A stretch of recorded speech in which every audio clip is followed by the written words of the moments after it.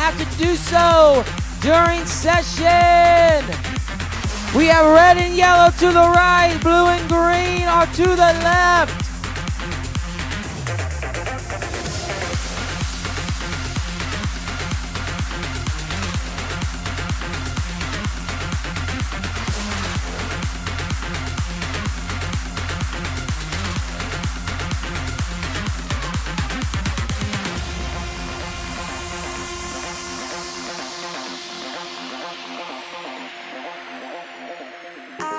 Remember how we used to be free. Listen to nothing but our feelings. Walk to the sound of our own drums beating. Oh, we locked ourselves away inside of the beast. But we're only waiting for the moment to break free. Oh, can you hear my heart howl at the sky? It's still walls that I keep deep inside. Hey, small group leaders, if you are in a spot where you need more strips of paper for small group, we are getting those prepared. So on the way out, have one of your leaders stop in the difference maker room.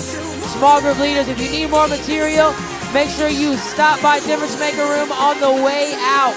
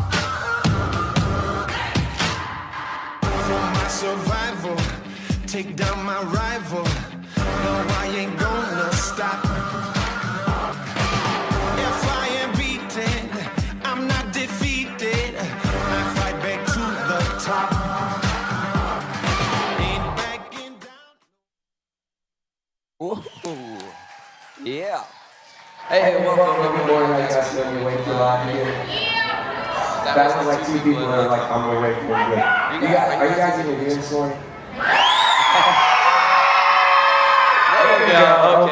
I'm glad you guys are here. You guys bear with me. I had so much fun yesterday. I done lost my voice and I can't find it. So when it comes back, I'll tell you. But here's what we're gonna do this morning to get your blood pumping, get you awake, get you alive, get you ready for the first big service today. We're gonna play a little game. We got a little. Okay. Yep. We got a color competition. Here's how it's gonna work. I'm gonna explain it so you guys know like exactly what is happening, what's going on. Here's what we're gonna do. We're gonna play a little game I like to call one arm, two arm, none. Okay? So one arm, two arm, none. It's easy. Everybody is gonna play this game. The one arm, two arm, none goes like this. You are all gonna stand up. You are either gonna raise one arm in the air, or two arms in the air, or none. Yeah, so you guys are tracking. You're smart. I know. You guys are all so smart. Here's what's going to happen. There will be something on the screen, and it'll go through. It'll go bloop, bloop, bloop, bloop, bloop, bloop, bloop, bloop, and then it'll stop. And it'll be a picture of either a guy with one arm in the air, with two arms in the air, or with none arms in the air. If you guess wrong, okay, you have to pick before we start. If you guess wrong, so if you put one arm in the air and the picture pops up and it's a guy with two arms in the air, you got to sit down. That means you lose, okay? You're going to try and guess what is going to pop up on the screen. It's totally random, so there's no way to know. So you're either going to put one arm in the air before it starts, two arms in the air before it starts, or no arms before it starts. And then at the end, if you guess right, you get to stay standing. If you guess wrong, you got to sit down. So, sad times. Here's what's going to happen, though. We're going to narrow it down to one person from each team. So one from the Sharks, one from the Gators, one from the Pandas, one from the Ducks. You guys are going to come up on stage, and you guys are all going to play in front of everybody. And whoever wins, whatever team wins, gets a chance to win it all. Now, here's the thing. You don't just automatically get the prize. See, I got the prize. I got my sweet little medal on right here, and this is going to go to the mascot whose team wins. But here's what is going to happen. A wheel will pop up on the screen. A wheel will pop up on the screen. If your team wins, you will have 4 times more the chances of this wheel landing on your team. You guys are like, Rob, what are you talking about? It'll make more sense. Trust me. You'll see. But it's going to spin. Every team still has a chance to win the medal. Whatever that wheel lands on, boom. That's who wins. You guys kind of tracking with me? This is sort of, you guys are awake. See, you guys are smart people. That's why I like you so much. Okay, so here's what we're going to do. Everybody stand up. We're going to play one arm, two arm, none. You remember the rules? You either put one arm in the air, two arms in the air, or none. There's going to be a thing that pops up on the screen, okay? So here's what you got to do. Everybody right now choose leaders. Help me be accountable. There's no switching at the end, okay? You can't be like, no, I had 2 arms. I had 1.5 arm. That don't count. It's 1 arm, 2 arms, or none. So pick one. I'm going to go 1 arm just for fun. Everybody got an arm? All right, it's going to pop up on screen. And it's going to... 2 arms. If you did not have 2 arms up, take a seat. Everybody with 2 arms up, stay standing. All right. Take a seat if you did not have 2 arms up. Keep your friends accountable. All right. Now we're going to play again. So pick 1 arm, 2 arm, or none. I'm going none. Okay? Pick one. And we're going to go. Let's see what happens. 1 arm. If you do not have 1 arm in the air, take a seat. All right.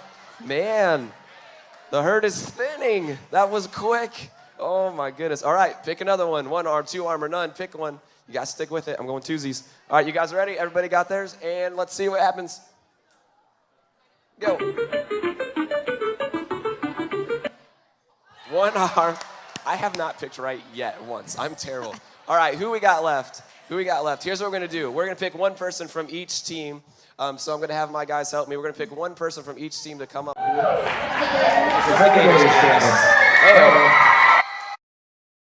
Hey, what's your name, young man? Camden. Camden, where are you from? Mount Sterling.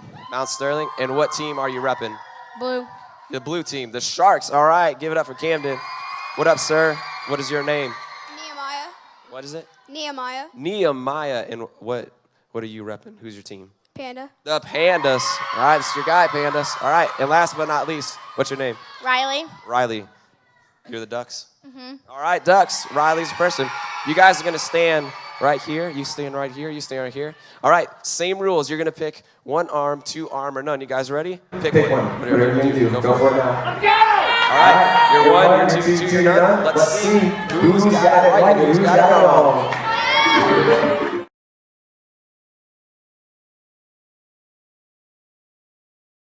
All right, you guys go have a seat. Give it up for Nehemiah. Good job, man.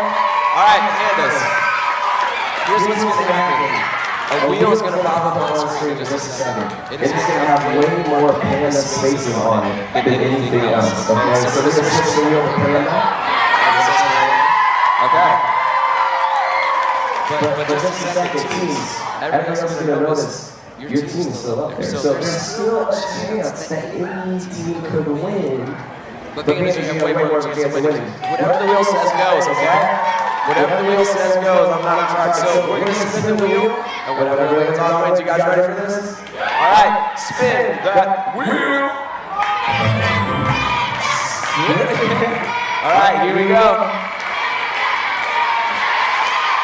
Let's see. It's slowing down. It's slowing down.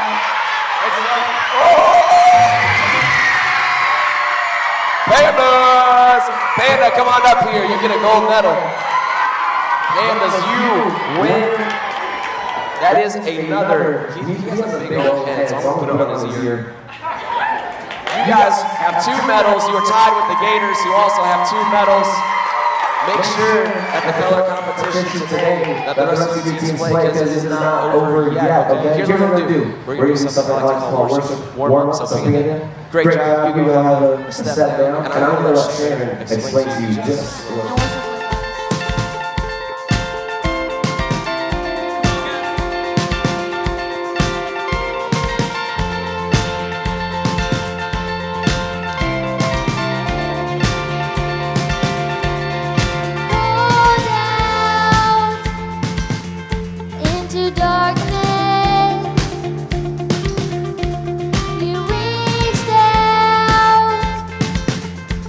To save us.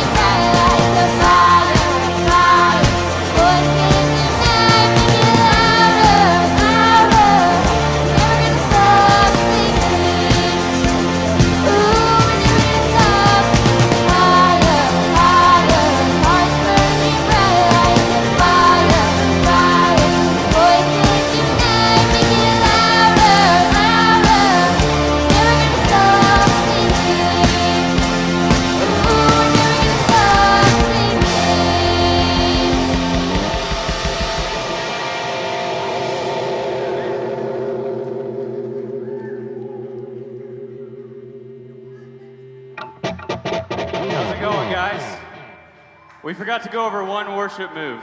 All right, I'm going to be honest. One worship move. It's called the rave. Do you guys know what a rave is? It's when, yes? What's a rave? Tell me what a rave is. He doesn't know. Okay. Super strong going party. That was good. That's pretty good way to put it. That's a good answer. So, this is Biscuit. Everybody say, hey, Biscuit. Hey, Biscuit. Do you guys see Biscuit?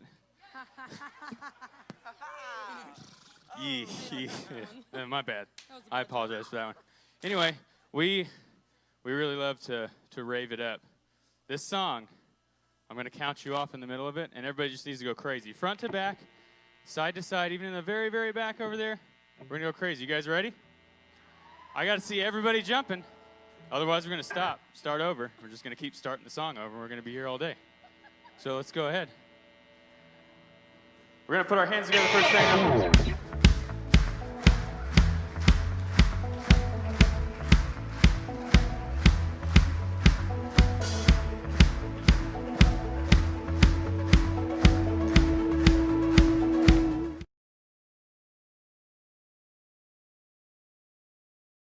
I'm alive, a sacrifice of praise. City on a hill, surrender to your will. Your glory on display. Your glory on display. Awesome in this place. Awesome in this place. Jesus, you are awesome in this place. Worthy to be praised. Here it goes. You guys ready for this? Here we go. 1, 2, 3.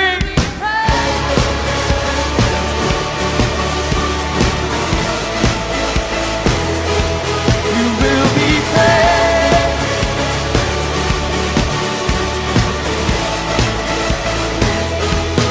All right, break it down.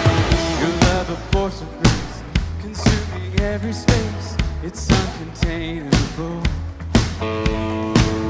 It's coming like a flood. Our hearts are filling up. All things are possible. All things are possible. Awesome in this place. Awesome in this place. Jesus, you are awesome in this place. Worthy to be praised. Jesus, you are worthy. Here we go. 1, 2, you will be praised.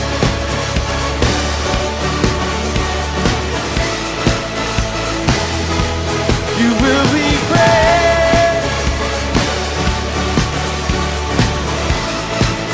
Your praise goes on. Your praise goes on and on forevermore.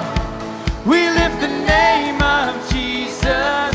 Your kingdom come is what we're living for. We lift the name. Your praise goes on and on forevermore. We lift the name of who? Your kingdom come is what we're living for. We lift the name of Jesus.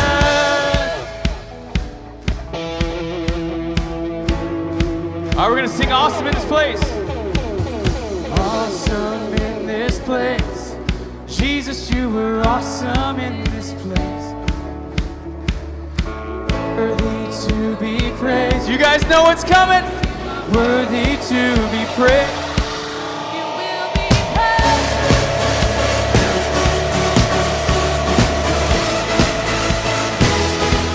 You will be praised.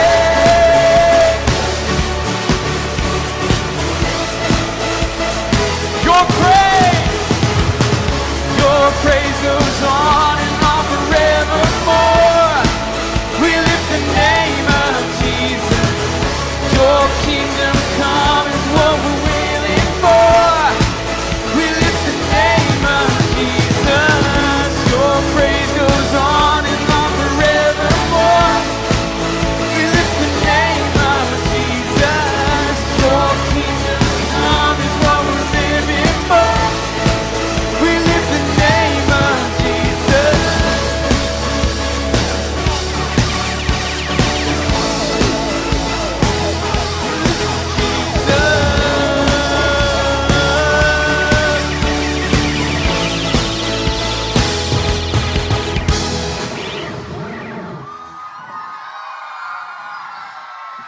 You guys are awesome.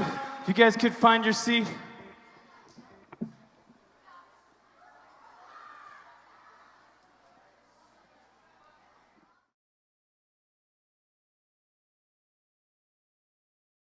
Maybe because it's in all of us, big or small.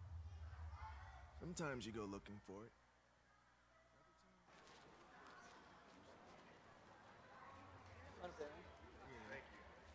Every so often, against all odds, people stand together, stand to do something big.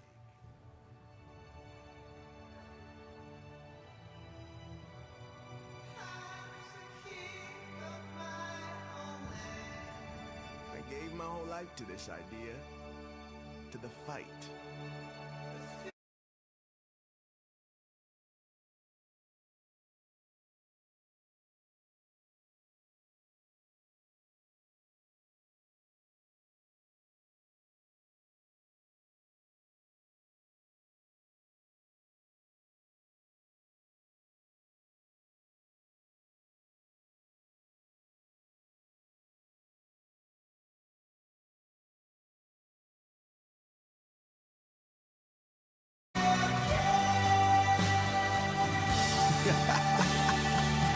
Yeah, that's us.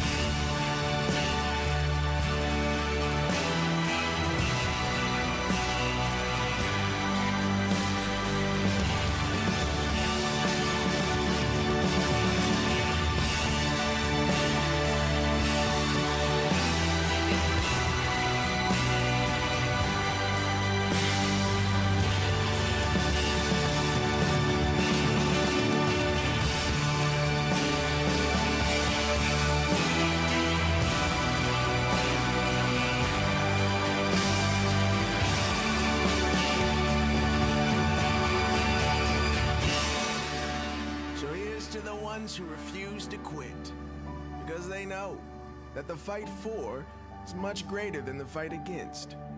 The ones who know, don't talk about it, do it. Who keep on fighting, holding each other up with bruised ribs but full hearts. Fight for one, fight for all. So welcome home. Welcome to Fight Club.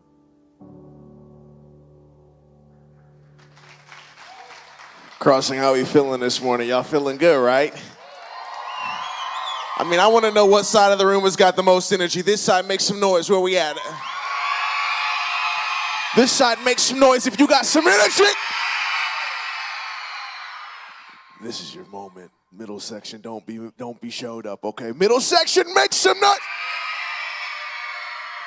Listen, we're gonna have some fun. Here's what I want you to do. You can stand up if you want. I'm not sure, but we're gonna do it with one song of hip hop, and then I'm gonna get a chance to talk to you guys. So DJ, hit the track, and I'm gonna just have some fun with you guys. This song is called Money, because a lot of times we live in this world where it simply tells us that we need to have more and more money, but we're like, what if we were the generation that said we don't need to chase money, but we can chase something more? So I just want you to vibe out to this one. You just nod. Look at the person next to you, just nod at him. Just give him the look. Now give him that mean look like, because if you say that getting the money is the most important thing, you will spend your life completely wasting your time. You'll be doing things you don't like doing in order to go on living. That is, to go on doing things you don't like doing. Everybody snap. Better to have a short life Everybody snap. that is full of what you like doing than a long life spent in a miserable way. Hey, okay. Give me $1 for the dream, bruh. I gave a holler, put $1 in the green cup. I ain't have a scholarship, wasn't on the team, but I still found a way to finish college, build a team from nothing but scraps and the trash, then we would tax. Maybe half used to dream about shopping, copping from Saks and Fifth Ave. How to sat at the table and ate with millionaires. It didn't make what was on my plate taste any fair. It didn't take but a second to see the bigger pic. It didn't take but a record to see the wreck the shift. That's why we can't be bought, and we own it every thought, and we give them freely to people that's working normal jobs. How we supposed to get money if we don't know where it is? How we supposed to get money if everything under the sun is the root of our fears? Every day get up, we sit up and set up, we stumble and crumble and just gonna build, so we put up and shut up. We do what we know isn't right, but it's right if we do what we feel. Hey, now come on, and they do it for. We never do it for the. Y'all sound great, we never do it for. I like that section back there. I used to only want private jets, a private chef, fleet of cars parked on the new elevated deck. Then I graduated to a new elevated thought. I walked the streets of Haiti and I saw what I think I forgot. I think of a lot. I think of my God. I think of my rock. I think when I die, what can I take with me in my box? I think not a lot. I think economy. I think how I got everything I thought was important, but doesn't quite amount to anything. What I'm going through don't get any rings. Searching for something more. I don't think I got any pigs. Found my enemy. I found my enemy is right inside myself, like a horror flick I tend to be. Generally speaking, if it's profit, I try to watch it so we can take what he made and give it back with a docket. They try to knock it, but we won't stop it. What we accomplish is more than we ever dreamed we could conquer. We do it for the Listen up, we never do it for. Come on, yeah, do it for. I will never do it for. Now rock with it. Hey. That's what we take it for church like. Hey. And when they ask him, we said we never do it.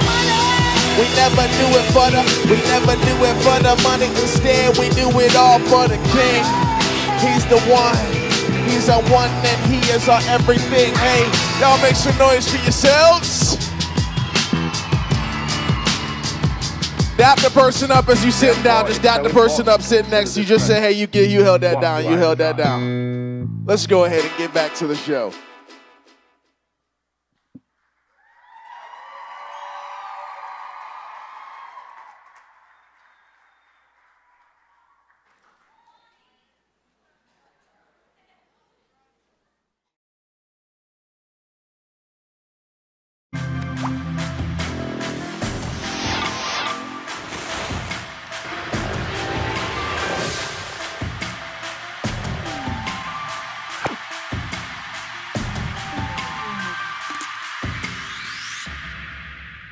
Flipped it. Now we got this mic. This is good. Y'all mind if I pull these over just a little bit because I'm going to end up slipping on them. So my name is Joseph Sojourner. If this is our first time meeting, then it's a pleasure. My friends just call me Sojo, so you can call me Sojo. First off, I saw everybody eating a lot of bacon this morning, so hopefully you guys got some energy and you're not all greased up and ready to take a nap, but maybe you're feeling like you need to take a nap, so I got to make sure I got some energy so that I can hold your guys' attention.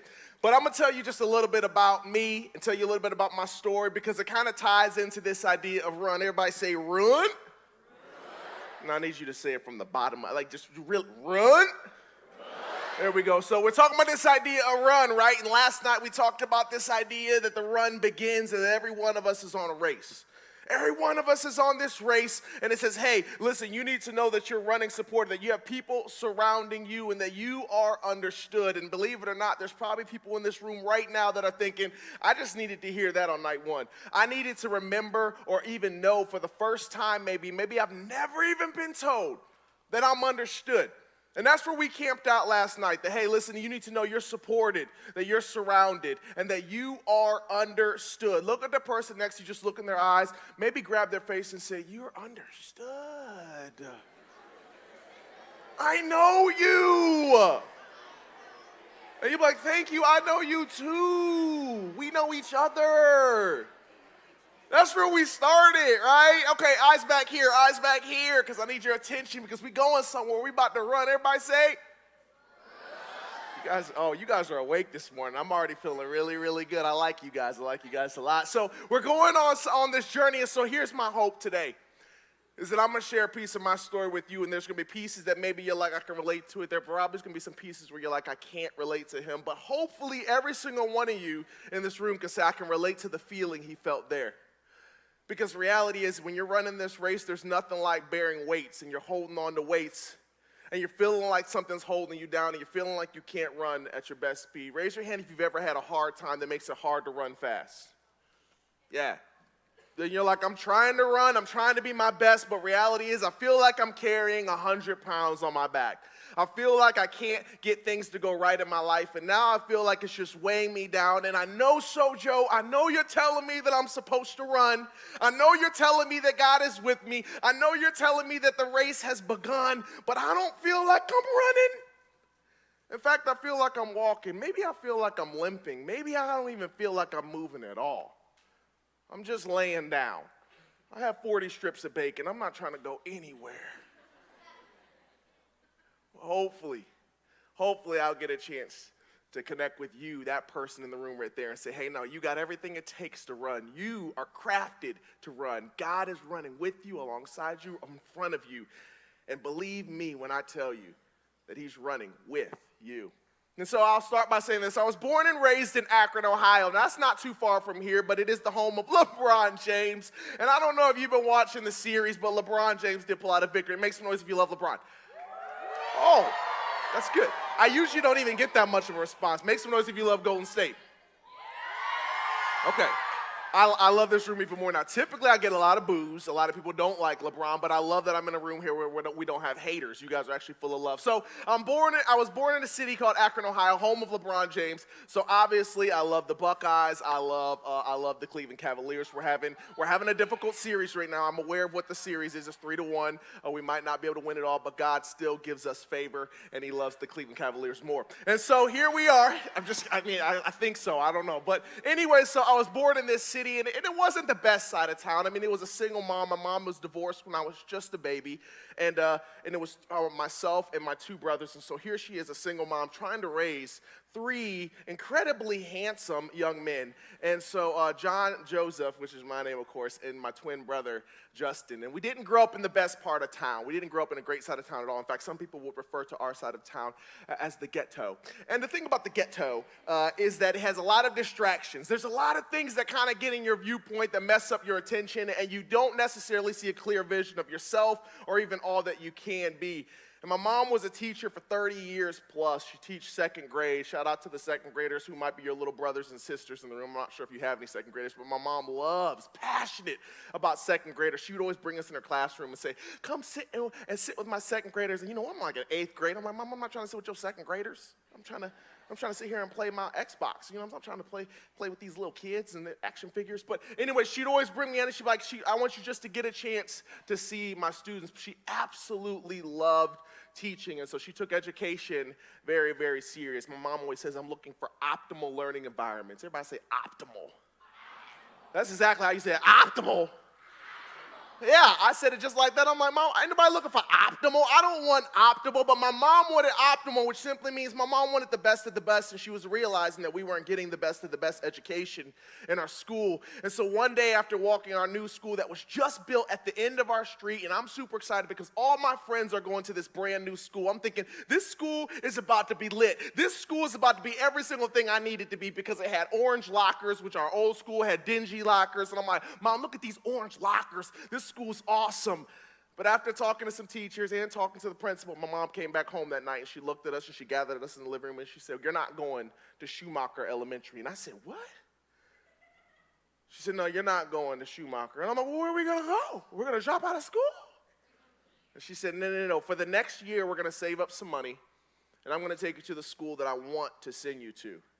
And for the next year, my family ate honey butter sandwiches for lunch, and it's simply a piece of bread with margarine, and then you squirt honey all over it and slap the other piece of bread on honey butter sandwiches. It's why to this day when I go hang out with my friends and we go to the restaurant and they give me biscuits and honey, I always tell them, get that honey out my face. I don't want to see that honey, because for a year, that's all I had for lunch. And for dinner, she'd just make big pots of spaghetti. And we did that for an entire year until finally my mom was able to save up enough money till finally we pulled up to this brand new house on the whole other side of town, about 30 minutes away. And she said, we're here, we've made it, this is our new house. And I'm telling y'all, I'm looking at y'all in your eyes, and I'm telling you, I wanted to be excited in this moment. I wanted to say that everything is perfect, but I didn't know anyone in this new neighborhood. I didn't know what was to come. And to be honest with you, I was a little bit worried. And if she even knew what was to come, I wonder if my mom would have been as excited as she was that day.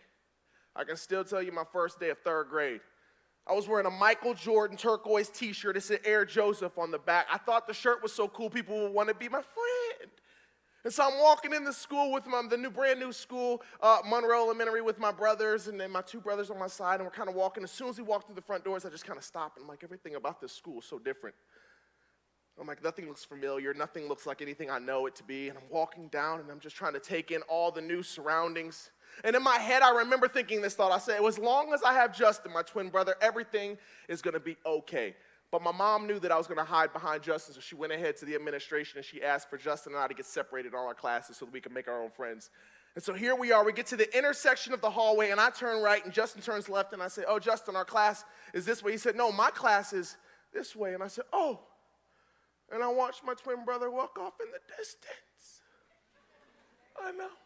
I was scared. And I turned back to my room, and I walked, and I finally got to my door, and I just stood in it, and I looked, and the whole class was pretty much in there. Some people were still kind of following around me. And I quietly walked in, and I looked for my name, Sojourner, Sojourner, Sojourner, Sojourner, Sojourner, and I finally find it in the back, and I sit down. And I remember that was the first time in my life that I felt completely different.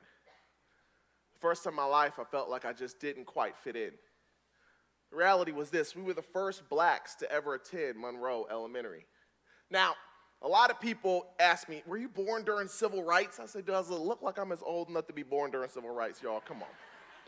Reality is my mom just so happened to find a school we were the first ever blacks to attend. And I'll be honest with you guys, I had never seen that many white people in all my 8 years of existence. I was like, this is absolutely insane. I was trying to wrap my mind around it. I didn't even know there were that many white people in the world.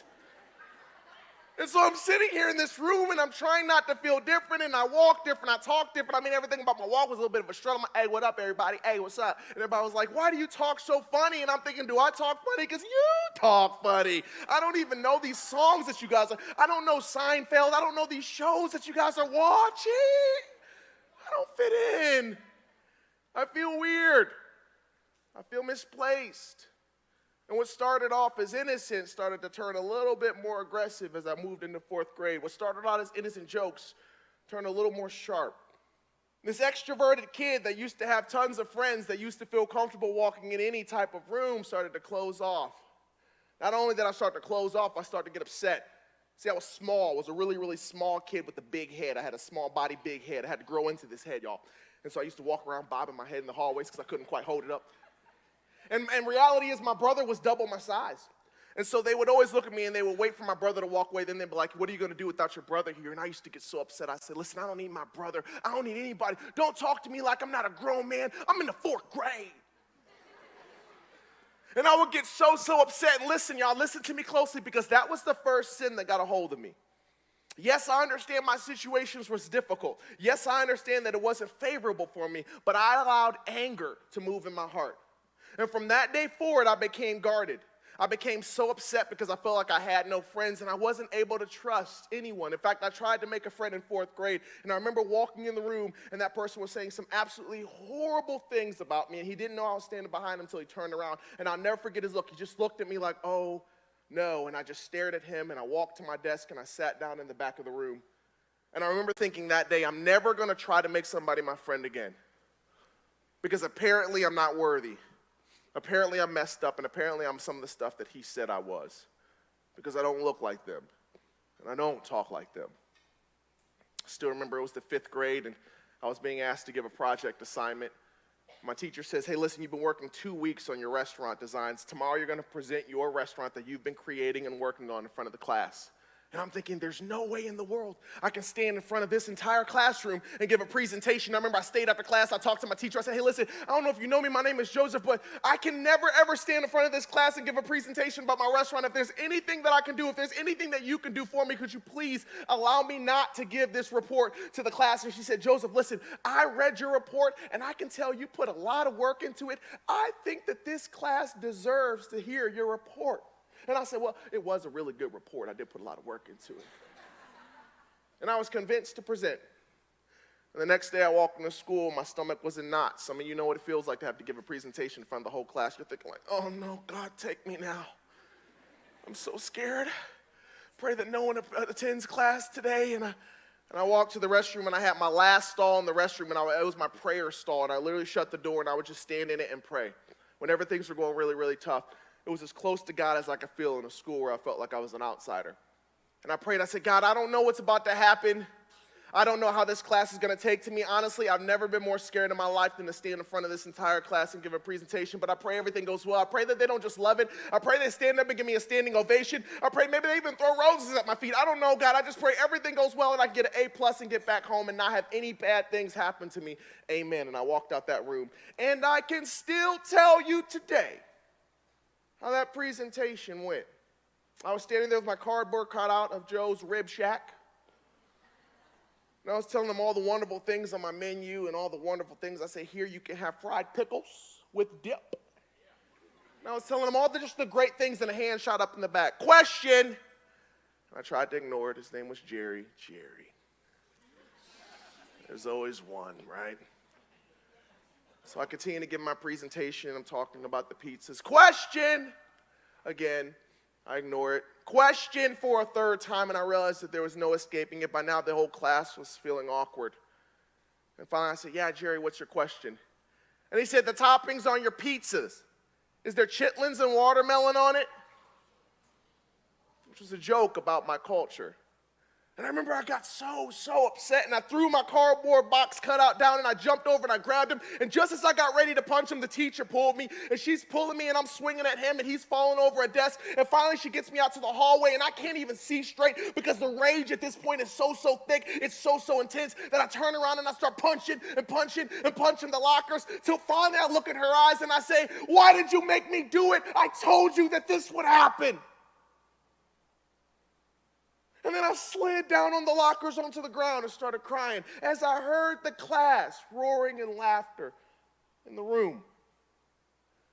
And I will never forget what she said next.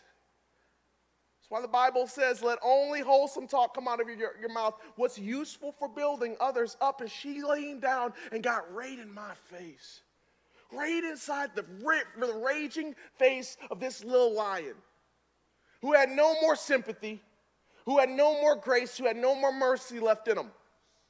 And she said, Joseph. And I'm looking at her through my tears. Yeah. And she said, how much longer are you going to let their words control you? And I can't breathe again. I'm still trying to catch my breath. And I'm still just so raged. I want to get back in that room. She says it gets a little bit closer. How much longer are you going to let their words control you? And then she walked back in that room and left me in that hallway the rest of that period. And her words echoed in my mind through the absolutely brutal middle school years where I couldn't seem to make any friends, where the verbal abuse turned to physical abuse, and I was getting jumped on the daily. It got so bad that when I walked into ninth grade, first grade in high school, I walked in my basic metals class. The first day, he called me up to the front. He said, hey, listen, for your own safety, because we heard about how bad you're bullied, we need you to do all your projects outside for your own protection because there's too much sharp and dangerous equipment in this room. And so I did all my projects outside in the grass until one day, 2 kids got sick, and he had to walk with them to the nurse's office, which allowed 4 kids to walk outside. And as I was painting my red box, they kicked it across the grass and beat me that day. And I remember thinking, there's nothing I can do. There's no more breaks that I can make. I remember I was in my French class, and I didn't do good on a test. And I was like, I got to figure out how to make sure I get this grade up because I might have just slipped down and got a B. And my mom said I could, and if I slip down and get a B, maybe I'll slip down and get a C. And my mom said I could only bring home all A's and B's. And so I waited till everyone was out and I said, hey, excuse me, is there any way that I can do some extra credit or maybe any type of project that'll help me get this grade up? I want to make sure that I can walk out of this class with an A. And I'll never forget what my French teacher told me. She looked at me, pulled her glasses down over her glasses. She said, how am I supposed to teach you French when you can't even speak English? And I just sit there. And then I said, I'm sorry. And I walked out. Right around that time, my mom realized she was losing her boys. She had to do something fast. She went in and had a meeting with the principal. She said, I don't know what else I can tell them. I'm telling them to turn the cheek. I'm telling them to take the high road, but it seems like every turn they can't catch a break. The principal politely told her, I don't know what you expected to happen when you placed these kids in this school. So my mom came home that night and she went right to her room, and my mom would never cry in front of us because she always wanted to be a pillar of strength. So she went in the room and closed the door, but I heard her crying in her pillow that night. And finally she walked out and she gathered us in the living room. She said, John, Joseph, Justin, I need to talk to you. And she said, you can't go back to that school. And I said, okay, where are we going to go? And my mom didn't have an answer. My older brother John just said, here he is. In 10th grade, he said, maybe, Mom, we can go to a school called Firestone. And I'm thinking, Firestone? Firestone is like 35 minutes away on the other side of town. It's like the top in athletics. It's like the top in education. It's like super diverse, and everybody there loves everyone. It gets always on the news. Like, why are you dreaming of Firestone? We're now 6 years. I've not said a word. I'm a mute student who doesn't have any friends. Nobody knows me by name. I literally have not spoken to my school for 6 years. John, why do you have the audacity to still dream? For some reason, I had given up in believing in myself. Maybe you in this room have thought in your life, maybe your journey, somewhere along your story, you stopped believing in yourself too. You stopped believing that God could do something with you. And you became just like me, hardened and angry, even at my brother for having the audacity to dream. But we filled out these applications and mailed them in, and I didn't think anything else of it until about 3 weeks. There was a message left on our voicemail, and it said, congratulations, John, Joseph, and Justin have been accepted into Firestone High School. And I'm thinking, are things actually starting to change? I can still tell you my first day walking in the hallway. I walked in, I literally didn't know what to think because everybody was hanging out in the hallways, blacks, whites, Latinos, hanging out, chatting, chumming it up in the hallways. And I'm thinking, I've never seen anything like this. And I walked past all the chaos. I walked right to my first period class, and I sat down. I sat down in the very back of the class, second to last seat to be exact, and I just thought, I hope that I could disappear. I hope that nobody says anything to me. Tap, tap, tap on my back shoulder. His name was Sean. Hey, man, you got a pencil? I said, no, I don't have a pencil. See, I thought that he was trying to test me. I thought he was trying to see if I was a sucker. So I was like, I ain't got a pencil. Tap, tap, tap. Come on, man, you don't have a pencil? I said, I told you I ain't got a pencil. Elevate your voice. Let them know you ain't one to be played with. Don't play with me. Don't play. Okay? That was the tactic I was using at that point. Tap, tap, tap again. Come on, man. I left my pencil at home. You got to have something. And I did the only thing I knew to do. The only thing I knew to do after all those years. I jumped up. I knocked all the books off his desk. I said, I told you I ain't got a pencil. Don't touch me again. And I was kicked out of my first period class, first day of class, just like that. Sent to the principal's office. And she said, Joseph, I know your story. I know what you went through at your last school. But you need to trust us. And you need to choose to change. And she said, I'm going to let you back in that school. I'm going to let you back in that class tomorrow. And I'm not going to suspend you. I'm not going to give you any penalties. This is my chance giving you grace. And the next day I walked in the class, and as I was walking through to my back seat there, I remember a girl, I was passing by her desk, and she said, oh my gosh, that's the boy that flipped out over the pencil. He's crazy. And I thought, good. Good, at least they think I'm crazy. At least nobody will mess with me now. 7 years. No speaking. No friends. Moving on all the way through 10th grade. Moving on all the way through 11th grade. I remember making prayers and saying, God, will you send just one person my way? I remember looking at my brother who was being pursued by the basketball and football team. I remember they sent 2 guys to him, and he was laughing in the hallway. And I remember praying that night. I said, God, will you just send someone that I can laugh with in the hallway of a school? I've never even done it. Not since the 2nd grade. And here I am now moving into the 11th grade. Is there anything that you can do, God, to help me? And sure enough, one day, I made the decision when I didn't see any change. I said, maybe I can do something. Maybe I can just choose to do something small. And I chose that day to smile. Moving into 11th grade, I said, I'm going to choose to smile.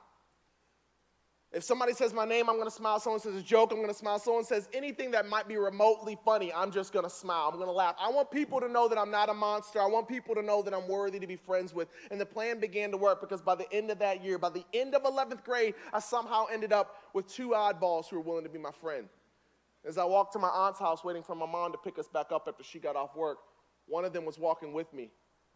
He said, I'm going to run in this shop and grab something. I said, cool. And he came out about 2 minutes later with 2 greasy napkins. And he handed me one. And I said, what's this? He was like, it's pizza. I was like, for what? He was like, for you. I was like, why? He's like, because I know you like pepperoni pizza. I said, yeah, but why'd you get it? He said, listen, if you don't want the pizza, give it back. But the reality was, it wasn't just pizza for me. It was the first time I realized I had a friend, right there at the end of 11th grade. The first time I realized that somebody thought about me when I wasn't standing there beside them. And it terrified me to death. And I got home that night and I said, God, I know that he's going to betray me. I didn't have any trust left. Maybe that's you. God, I know that I'm not worthy to be friends with.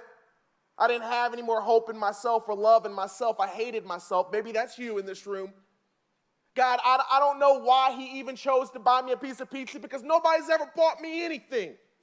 I'm not worth anything. I don't have any value. Maybe that's you in this room. I said, but if you just let him stay, I promise I will try to be the best friend he has ever had. And to say that God answered that prayer would be an understatement. It's as if he had covered me with clouds my entire childhood, and then he began to move all those clouds away and shine the light down. I remember walking into my senior year, and people started saying, hey, have you met the new student? There's a new student who's really, really nice, and he listens to everybody, and he's really, really thoughtful and kind to everyone. You ought to meet him. His name is Joseph, and I wasn't even new. I've been there for 3 years. Sure enough, things started looking differently. I started saying, maybe I can begin to own this new place. And I had glasses and braces, and they finally came off. And I remember thinking, just maybe a girl will even think I'm even attractive now in 12th grade. And I remember this girl named Yolanda walked in class, and she said, oh my gosh, Joseph, you cute. And I did, oh my gosh, thank you so much. I said, girl, that's 17 years in the crock pot. You better get yourself a fork now, come on. Reality is things were starting to change. Everything in my life was starting to look different, and I started saying, I don't know why you all of a sudden gave me favor. I don't even know why people see me now, God. No one's ever seen me my entire childhood. And I started asking questions that maybe you need to begin asking. I said, why did you give me a voice, and what am I supposed to do with this voice? And I remember looking at there's division happening in our school, and it was getting to be tense times the way our economy and our country is now. It was just starting to kind of happen there. And I remember just thinking, is there anything we can do? And so I remember talking to the theater program and asking if we can do some diverse plays that have blacks and whites together. And sure enough, after campaigning in the hallways, me campaigning, the kid who nobody knew, the kid that nobody cared about, campaigning in the hallways, we were able to start having diverse plays, which they still use to this day at Firestone High School. And then I remember I walked into a group called Black United Students, and I remember hearing about all the issues and all the trials and all the dreams that they had in the hallways. And I remember raising my hand and saying, hey guys, this is awesome, but why are there no whites here? And they said, well, it's Black United Students. And I said, that is true. Black United Students will kind of weed out the whites. That's a point taken. And I remember thinking, but if we have problems and we have dreams and we have things that we want to see, and they have problems, they have dreams, and they have things that they want to see, why not just come together and we start making a better reality for all of us? Why not start doing things that we can do together? Why not start running with each other and seeing what we can do in this school? And sure enough, they started saying, maybe, I don't know where it would begin. And I remember walking out of that room, and I found my friend Laura. I said, Laura, listen, I need to talk to you. I think that you're perfectly crafted to be the leader of Black United Students. I want you just to consider it. And she said, Joseph, I would love to be considered as the president of Black United Students, but one issue, I'm white. I said, that is true. That's a mountain we got to climb. It's a little bit of a mountain. If we get over it, though, I think we'll be able to be okay. For a month, Laura listened. I said, I think if you just listen, they won't even notice you're white.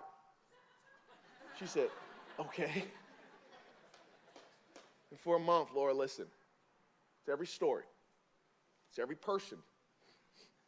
Made sure that every person felt known. Every person felt loved. At the end, I still remember as the teachers walked in, and it was an entire room, Black United Students Election Day, full of whites, blacks, and Latinos all in this room. You could cut the tension with a knife. And I still remember when that teacher pulled that name out that hat. She said, the president of Black United Students is Laura. And the entire room erupted. And I remember thinking, what in the world is happening? And everyone's hugging and everyone's high-fiving. And I'm just thinking, this is just a year where I just started talking a year ago. And now I'm seeing God do some incredible things all around me. And I don't even know what to believe. And Laura locks eyes with me from the front of the room. And she literally puts the mic down and she walks to me and she hugs me and she just holds me. And I remember her saying, we did it. We did it. She was running with me. I was running with her. But God was running ahead of both of us. I started realizing that everything could be different in my life. Here's the fact. When you go through most of your childhood with no friends, you just dream for people. And then I realized when I got older that God uniquely crafted my story and uniquely crafted me to dream for people. And now I have the privilege, the honor, to travel around this beautiful world, and no matter where I go, I get to say this idea of fight, fight, fight for each other. To a world who says that Christians are the group of people that fight against, that Christians are the people that literally can't get along with people that don't walk, talk, and act like us, we say, hey, we could be the generation, you could be this generation that says we will fight for you. Because of the story that God had crafted me. Not too long ago, and I'm going to land on this thought right here. I was at this place called Waffle House. You guys have Waffle House here? It's good. It's a great place. Great waffles. And so I was getting breakfast, and I sat beside a lady at the breakfast bar her name was Ann. So I later figured out. And I remember sitting there, and I was quiet. And I remember thinking, what am I going to say to her? It's clear that she had a long night. I mean, you know how somebody just looks a little bit rough, like they had been through a lot. And so I was thinking, like, I'm just not say anything. And sure enough, I finally said, you know what, I need to say something. I said, hey, I'm sorry I didn't catch your name. My name's Joseph. What's yours? She said, Ann. I said, nice to meet you, Ann. And then later on, I'm sitting there about 5 minutes later, and Ann says, Joseph, what do you do? I said, oh, actually, I work for churches. And she says, churches. And I'm thinking in that moment, great, here we go, God. Now I'm in a hostile situation while I'm trying to eat my waffle. And Ann goes on to tell me all the reasons why she doesn't like the church. She doesn't trust the church. Because someone like her made a lot of mistakes. And someone like her, every time she walks in the church, gets judged by people. That someone like her never would fit in because church are full of quote-unquote perfect people who aren't willing to look in the mirror and admit that they make mistakes. The church is full of people that will never accept you as you truly are because you can't be real with church people. Church people are too fake for you to be real with. You can't really talk about what's happening in the church. So someone like her would never fit in because she's too real. I said, Ann, can I stop and ask you one question? She said, yeah. I said, do you think every church is bad? She stopped for a moment in the middle of her rant. She said, well, no, not every church. I said, oh, okay, that's all I wanted to know. And she said, now listen, I'm not saying that I hate Jesus. I mean, I love Jesus. I love Jesus with all my heart. I tell my friends all the time, you need to go to church. And I said, that's awesome. And then she said something that rocked my world. She said, and I'm a firm believer that the most called people in the church are not the ones that stand on stage. I want to say it again to y'all. She said, I believe the most called people in the church are not the ones who stand on stage, but they're ones like you, and you, and you. Maybe you've walked through life and you feel like you're running with weights. And I would stop right now and I'll tell you, I know exactly how you feel.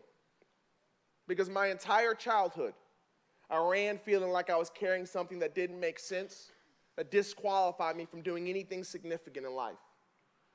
Maybe you're the bully. If we had to be real this morning, maybe you're the bully that says mean things to people. Maybe you're the person that says, no, I'm the person that actually controls what's cool at my school. I'm the one that will sit at a lunch table and tell them who we should not sit with, who's not actually cool in the room, who I don't like. Maybe you're that person. Maybe you're that girl that likes to gossip about others. Maybe you've never heard the story of somebody on the other end of your words and the damage that you're doing to someone. Or maybe you're someone who has a parent who said horrible things to you, and now you've begun to believe it. Now you're angry. Now you're doing things that you know aren't things you should do. And you're saying, I want to say the race has begun, but I'm not running anywhere. because I'm making choices that I know aren't for my best. Help. And that's what I said. At the end of 12th grade, help. And God was there to help me. And he's giving you an opportunity to sit with a group of people that you're going to get a chance to talk to. And this is the moment where you can say, help. I'm not happy. And they might look at you. And they might say, you're not happy? We all thought that you were happy. You're happy every day of the week. And you say, I'm wearing a mask. No, I'm not really happy. I'm actually dealing with hard struggles. There are things that are stealing my joy. Or you know what? I think I'm a little bit of a bully. Or you know what? For some reason, I stopped believing in God. I don't even know if there is a God because he's never showed up for me. Say the real things that are happening in your life. And then I need everybody in this room to be real enough to say that, yeah, somebody might say something that's shocking in your group, but the appropriate response when you're fighting for your brother and your sister in Christ is to say, hey, thanks for opening up. Thanks for being real enough. Now I can run with you. And trust me, when you start having somebody run with you, the race starts looking a lot different. I hope every single person after today has somebody who's running with them. Let me pray for you. God, it's not easy in the world we live in. We're literally pitted against each other in every single choice we make. They say, hey, choose a side, pick a side. And so oftentimes a room like this is divided, not by choice, because we truly believe that every single person has a good heart at their core. But God, some of us are making poor decisions. Some of us are making decisions that we know better than we ought not make. And God, today is the day where we can say, hey, no more, no longer. I'm tired of running that direction. I want to run the right way. Help. God, to the people in this room, would you give them the encouragement, the strength, the courage to walk back to their group and say, I'm not perfect. Because no one in this room is perfect, including me. And that we all can use a little bit of help. And then, God, I pray that their groups can rally around each other, put their arms around one another and say, hey, from this day forward, you need to know that we're running with you. And that together, we can do so much more than we can do alone. God, thank you for weekends like this, where we can take a moment and say, how can we run with our brothers and sisters? And it's for that we give your son Jesus all the praise and all the honor. And it's in his name we do pray. Amen. I love y'all.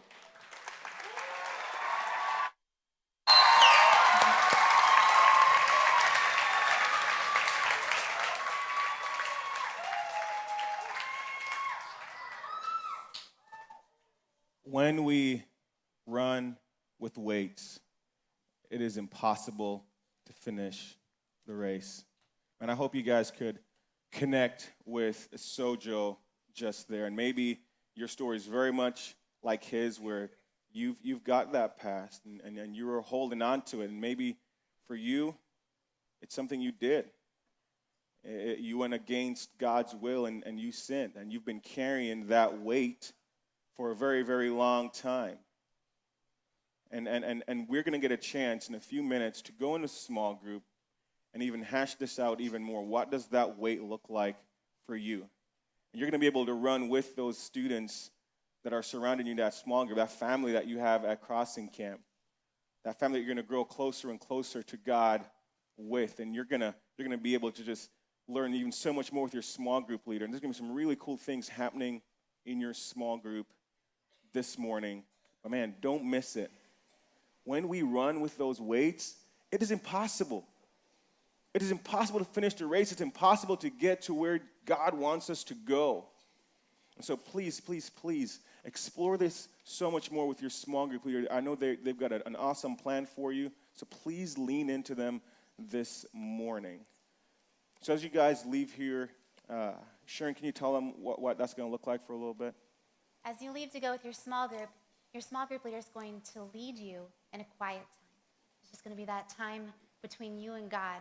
And so they're going to find a good spot for you. Small group leaders, if you don't have the materials, they're in the difference maker room, as well as the other materials that you'll need for your small group. And so this time is for you and God. Just you want to block out everything else and just focus on Him. Yes. And that's going to be right outside where you would normally meet for your small group. Awesome. So Last night, I know when we dismissed you guys last night, man, it was kind of loud, it was kind of crazy, and we don't want that this morning because, like we said, we're going to be going to some quiet time. Your small group leader is going to have 3 words for you to define and set up what small group, what your quiet time looks like. And so we want, as you leave this place, for you to be quiet, to be as still as possible as you're walking out, and just kind of get your heart, get your mind ready for that quiet time that you're going to have with God. And small group leaders, like Sharon said, if you don't have your quiet time Devo, there are copies in the difference maker room you can grab on your way out. And also, there's going to be some other materials if you watch your small group guide that you will need to do, some small group interactives that you will need to bring back for the session later tonight. And it's critical that you guys do it together as a small group, okay? So we're gonna pray, and then. Can I make one other note? Crossing Camp, I really want you to reflect Christ in the cafeteria. Because when you walk out of there, it's an absolute mess. And that means the staff of this camp are having to work 10 times harder because we're leaving a mess behind. So let's continue to be worshipful and to be reflective of Christ in that area as well. Can you do that for me? Okay. And I don't know if we have any music that we can play as we leave, just so we can continue this worshipful moment. But we're going to continue to worship him, being surrounded by this crowd of witnesses. Let's pray. We'll show the small group slide and kind of get us out here in an orderly fashion. Heavenly Father, God, thank you so much for using your servant, Sojo, to speak to these students. I pray, God, as they were listening, that they could connect with his story and maybe even have their own story of their own that they're going to discover as they go into their small group time with their leaders. Whatever weight it is, God, that we've been carrying, we've been running with and find it impossible to run with, God, just pray that we'll begin to discover how we can start laying that off. And maybe, just maybe, as the day continues, you give us that answer. You show us even more how we can run freely to you. And so, God, we thank you for this message. But, God, we thank you also for what's going to happen next in our small group time as we encounter you even more in quiet time. God, we give you all the praise. We give you all the glory this morning. We can't wait to see what you do in these moments. In Jesus' name I pray. Amen. So we're going to, like I said, we're going to dismiss in orderly fashion. So please, voices.